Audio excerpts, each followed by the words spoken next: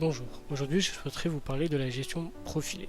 Qu'est-ce que la gestion profilée? C'est un petit peu comme une gestion à horizon. C'est-à-dire qu'au début, au début de votre souscription, vous commencez avec une répartition des fonds, fonds euros, unité de compte, qui va être différente de la répartition à la sortie du capital.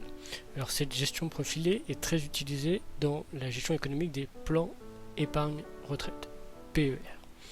Alors initialement, donc l'avantage de cette gestion, c'est qu'elle se lisse sur un temps très long, comme vous l'aurez compris. Alors il existe trois profils dans cette gestion profilée ou cette gestion à horizon, comme vous le souhaitez.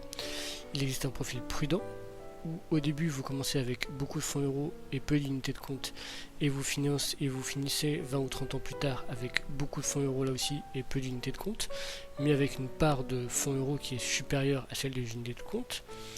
Vous avez également le profil équilibré, où vous avez 50% UC environ, 50% fonds euros environ, et vous finissez 30 ans plus tard avec une très grande partie de fonds euros et une très petite partie unité de compte. Et vous avez une gestion dynamique, un profil dynamique avec beaucoup d'unités de compte, plus de 80%, et 20% de fonds euros, et vous terminez 20 ou 30 ans plus tard avec beaucoup de fonds euros et très peu d'unités de compte. Cette gestion pilotée existait déjà en quelque sorte avant, puisqu'il y avait le fonds à horizon. C'est pour ça que d'ailleurs j'utilise gestion horizon ou gestion profilée.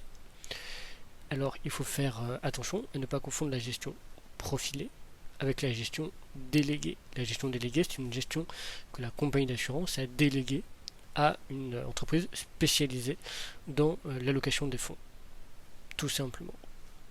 Nous pouvons également rappeler qu'il y a une gestion libre, c'est-à-dire que c'est une gestion où le souscripteur assuré du contrat d'assurance vie gère lui-même en fait son contrat d'assurance vie et plus exactement les fonds qui sont présents dans son contrat d'assurance vie, c'est-à-dire que c'est lui-même qui décide quand arbitrer, c'est lui-même qui décide quand racheter, et ce n'est pas soit un professionnel qui suit le cours de la bourse, soit une machine qui suit le cours de la bourse qui effectue ces opérations.